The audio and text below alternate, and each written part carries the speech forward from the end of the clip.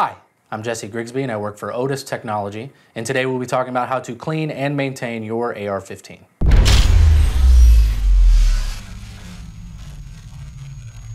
Today we're going to be utilizing many tools, some of which can be used on a wide spectrum of firearms, as well as some tools that were specifically made to clean ARs.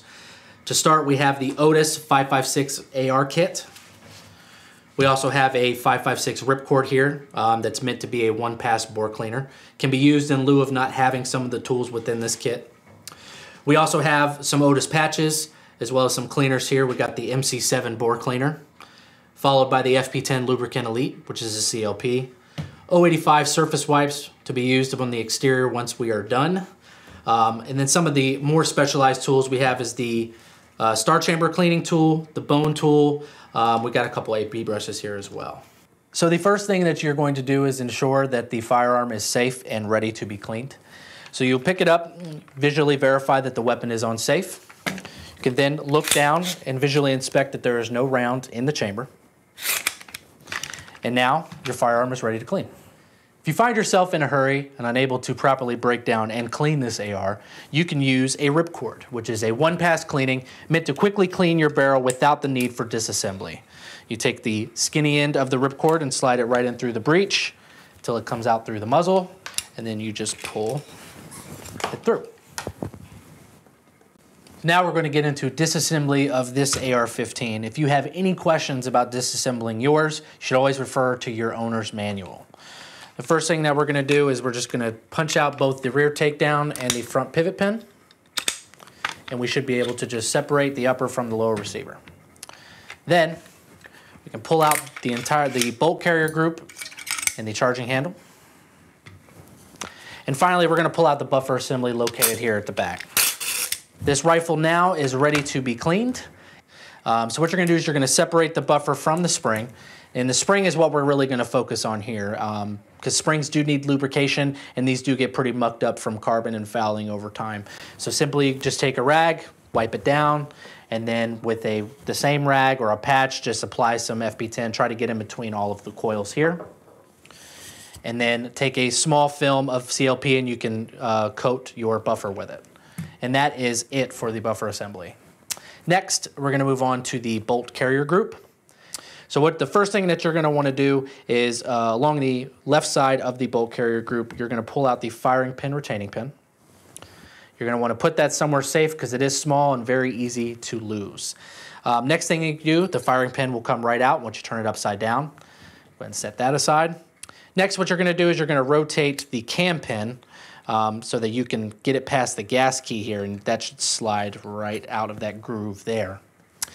Once you remove the cam pin, this bolt here will pull right out, and that is a fully disassembled bolt carrier group. So the first piece that we're going to clean is the bolt. You can take your bone tool and take this inner opening here. You take this knurling side and you'll be able to just a couple twists there to get a lot of that carbon that's built up there to start breaking loose. You should start to see some chunks come off out of there. And then what you'll find here is a piece that's much easier to clean. So there's multiple different ways we could do this. You can take some SCLP, and we can put it here around this surface here. You can take your AP brush and just give it a couple short scrubs here. And as you can see, you can start to see a lot of that really starting to break up. Once you get it to a good point there, you simply just take your cloth, you can wipe it off. You can repeat this process a couple more times until you get to a point where you've got the majority of all of the carbon built up off of here. And that's really it for your bolt. Next, we'll take the cam pin. Cam pin's very small, it's easy to clean. So you, again, just take some more CLP, put it right here on the outside. Take your AP brush and just give it a nice scrub on the bottom here and then on the face of it.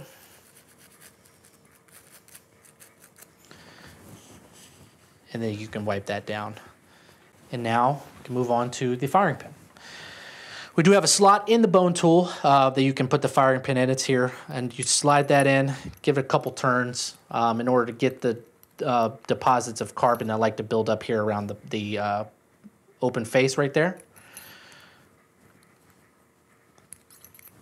And then, just like with the bolt, take some CLP and you can get the rest.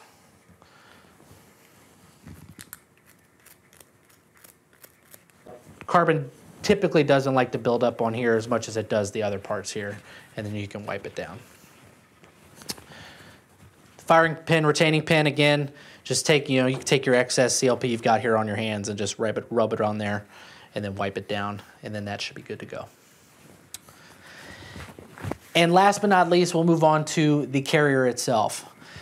We do have a slot in here for the bone tool. You take this wider open edge here with the blades. You go ahead and slide that right in through the opening of the carrier. Give that a couple turns and you should be able to get all of the carbon that collects in there. A couple turns, knock out whatever's loose. And then you can simply just take a AP brush with some CLP, scrub that opening there, this opening back here, and any other interior surface that you can reach with the AP brush. The exterior of the carrier, the most important area is going to be the carrier rails, which are located right here and on the bottom. These are one of the heaviest friction points located within this rifle.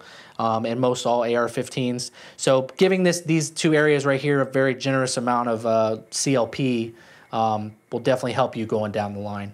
Next, we'll just move on to the charging handle. Again, relatively simple to clean.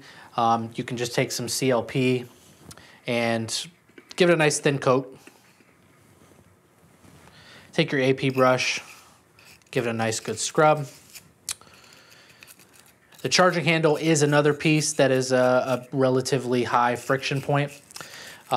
So once we get done with the rest of this and we do some lubrication, we're definitely going to give this a generous dose of CLP prior to reassembly.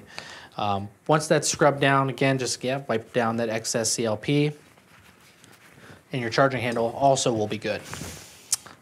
For the lower receiver, a lot of manufacturers are going to tell you not to mess with the trigger group, but that means that you shouldn't be disassembling it or taking it out. So really all I do is I'll just take some CLP with an AP brush, get the hammer real good, put some drops down there inside the trigger group, and just give it a good scrub, because there are some springs down there that can get worn out over time, or if they get wet or anything like that, they do rust. Doesn't take a lot of maintenance in there unless you see some sand or dirt, anything, big clumped up, built up in there that would require further maintenance. You should consult your manufacturer or an armor or a gunsmith that you trust in order to get deeper into the trigger group. So lastly, we'll go into the upper receiver and the barrel. The chamber in here is relatively easy to clean. Just go ahead and drop a few drops of CLP in there. And with your AP brush, you should be able to get all of the surfaces inside there. There's the upper channel, the walls. All of those areas are pretty accessible to an AP brush. You can take your rag, give them a good wipe. You can reach down into that upper chamber there. You can go ahead and do so. Some people like to just take a patch, wrap it around an AP brush, and get in there in order to get the excess CLP that's sitting in there. Now, for the star chamber, right, long thought to be a very difficult place to clean. There's been a lot of tools that have come out now that make this area much easier to clean now. So we'll start with the star chamber cleaning tool. It's got a retractable piece here. Go ahead and pull that out, and you actually got a hardened carbon scraper affixed onto there. So you go ahead and just insert that through the back here, rotate it till you can get it past the locking lugs there, and just like with the bone tool, just give it a couple good turns to start grinding up some of that built up carbon that's deposited in there. This area here gets very, very dirty after firing. So carbon buildup over time will, lead to malfunctions and things that will affect your weapon's ability to fire. So keeping that area clean is very important, regardless of how hard of an area it is to reach. So once you get that nice and ground up in there, you can actually take this scraper piece off and you can put on one of these pads, felt pads. Just replaces the placing for that. Slide that on, go in there, turn it around a couple times, and you'll be able to get a lot of that out. And then to give your star chamber an even deeper clean, you can pull this area off again, insert a 556 chamber brush,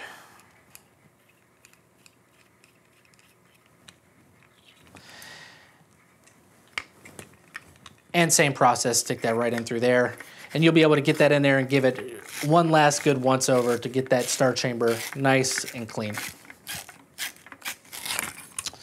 All right. Again, you can take a felt pad following the use of the chamber brush to get in there and wipe out some of the deposits of carbon that have been knocked out. So that will conclude cleaning the upper receiver.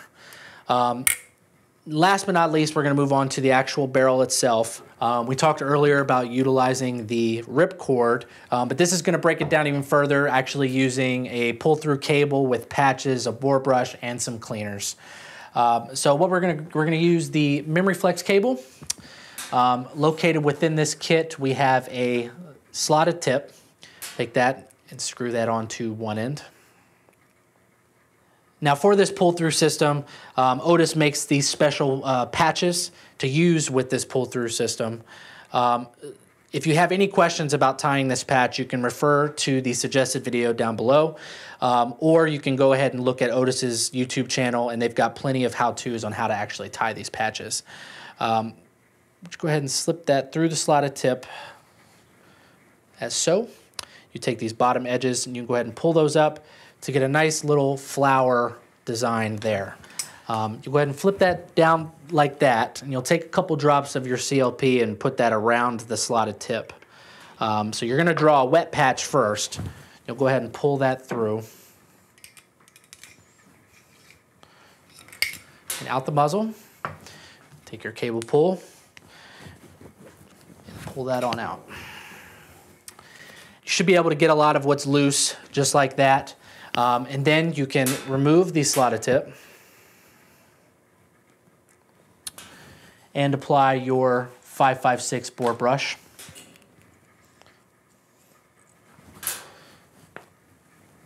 Slide that in through the breech and out the muzzle. You can apply your cable pull handle.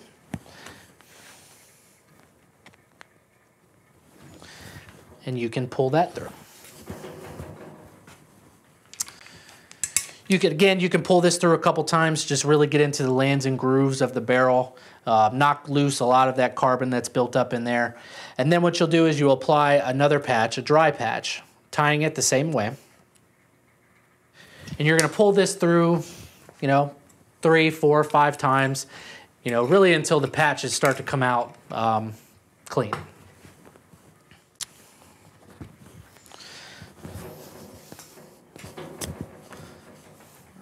And you'll notice that this patch is now a lot cleaner. You'll also notice that over time, as the patches become easier and easier to pull, that is a good indicator that your barrel is now clean and ready to proceed. That will wrap up all of the basic components internally for the AR-15 and how to clean them. The last thing that we're going to do prior to reassembly is that we're going to lubricate some key friction points. Very important, so that the metal integrity stays strong and helps to maintain the normal function of your AR for future firing. So first thing we can do is we'll start with the carrier. As I mentioned before, the carrier rails on the bottom and on the top are one of the biggest friction points located within this rifle. For these, you can apply a very generous dose of CLP. You can just use your finger, rub it in, but you should be able to visually see the collection of CLP moving when you rub your finger over it. With any excess that you may have, you can rub it onto the sides of the carrier just to get the entirety of the carrier nice and lubricated. So once the carrier is complete, you can move on to some of the other components. The cam pin is another one that's got a pretty high friction point. You can see some where the actual coating is worn off. You see some of the bare metal there. So again, just apply a generous dose of CLP there. Use your fingers to rub it in.